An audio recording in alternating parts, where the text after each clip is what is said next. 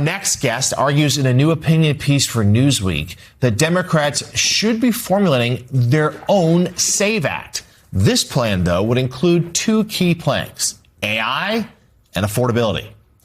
Joining us now, the author of that piece, editor-at-large for Newsweek and CNBC founder, Tom Rogers. Tom's also senior advisor for Versant, MS Now's parent company. Tom, always great to see you. So the SAVE Act, just to remind those watching at home, is a Trump-backed initiative that would really curtail voting rights, and it jams in a lot of other things. But even Republicans say this isn't going to happen. He still blusters about it, but soon has sort of suggested it won't happen. But the threat of it remains. But you say, well, Democrats should take up that concept, but in a very different way. Explain.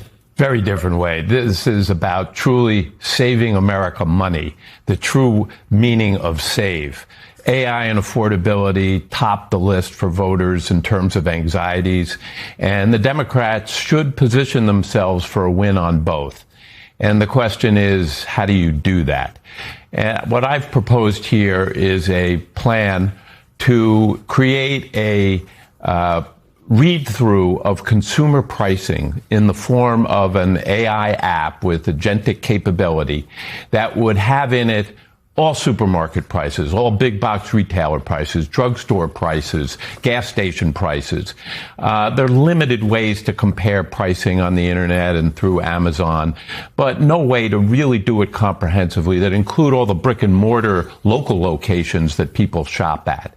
And this would be a use of AI that would allow people to input their club membership, so rewards and discounts and sales would be available to them. So at any given day, they have a comprehensive look at the items that they buy and where to get the cheapest goods. So let me ask you, though, about AI, which has become such a lightning rod politically. And we've seen Trump has really championed it, pushing it, no guardrails for the most part. But we're seeing a lot of pushback of data centers built around the country, or higher prices that come with that, electricity and the like. So what's the political risk then? How do Democrats message that if they're suddenly embracing AI and your idea? Well, I don't think you can save America by opposing AI on all fronts. AI is coming, and the question is, how do you tame it in a way that Americans can see that it has everyday life value? And if you can do that with affordability, the number one anxiety, this has real consequence. I went into a major pharmacy retail chain last week and stocked up on all kinds of toiletries. Bill came to $270. I input my club membership, discount, sales, and what came out was close to $100 of savings. And most Americans are just it's too hard to figure out where at any given time the sale is, what your rewards give you, where the 2-for-1 pricing is. There's enormous opportunity to save money, but it's just too hard and complicated. AI could simplify that, provide a personalized pricing mechanism. Yesterday, the FTC actually said personalized AI pricing is going on by retailers, but in the wrong way. They're getting personalized data about consumers and then turning that into a way to drive prices higher because they understand what they really need at a given moment.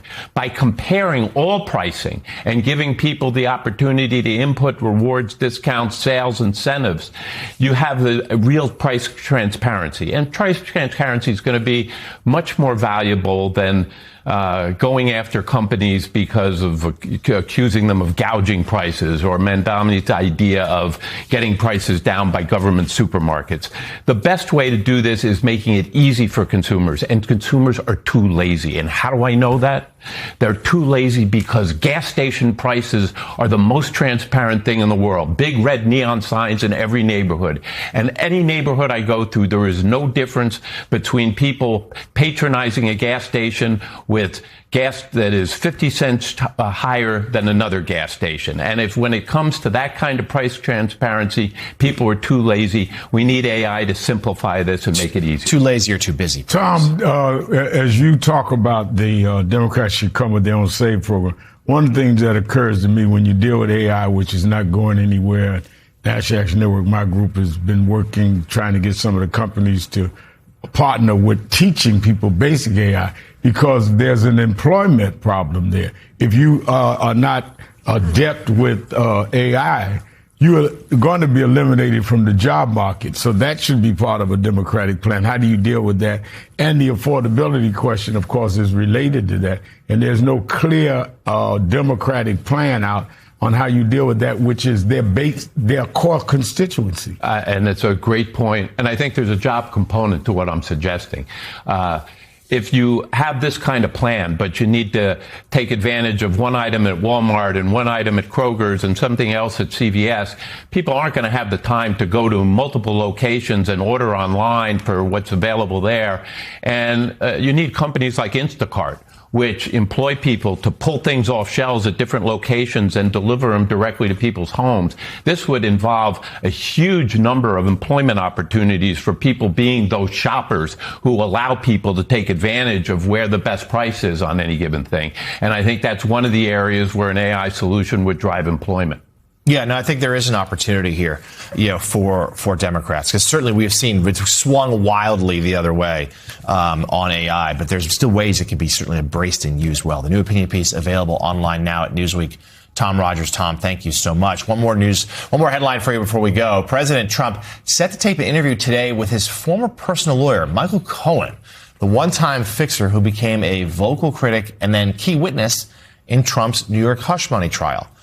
Cohen confirmed the interview will air on his WABC radio show tonight, with additional excerpts going out on Sunday. The conversation will mark a remarkable thaw after years of bitter conflict. Cohen, who pleaded guilty in 2018 to financial and campaign finance crimes, including hush money payments to Stormy Daniels and lying to Congress, went on to spend more than a year in prison. He later built a podcast and book career devoted to harsh criticism of Trump, even testifying against him in 2 trials that secured the Trump's conviction on 34 felony counts. But in January, Cohen suddenly did an about-face, claiming he had felt pressured and coerced by prosecutors to testify against Trump. Cohen says this will be the first public conversation between the two men in 8 years. They used to be incredibly close. In fact, in the 2016 campaign, Michael Cohen was known to scream at reporters, this one included, whose coverage of Trump he did not like. Together again.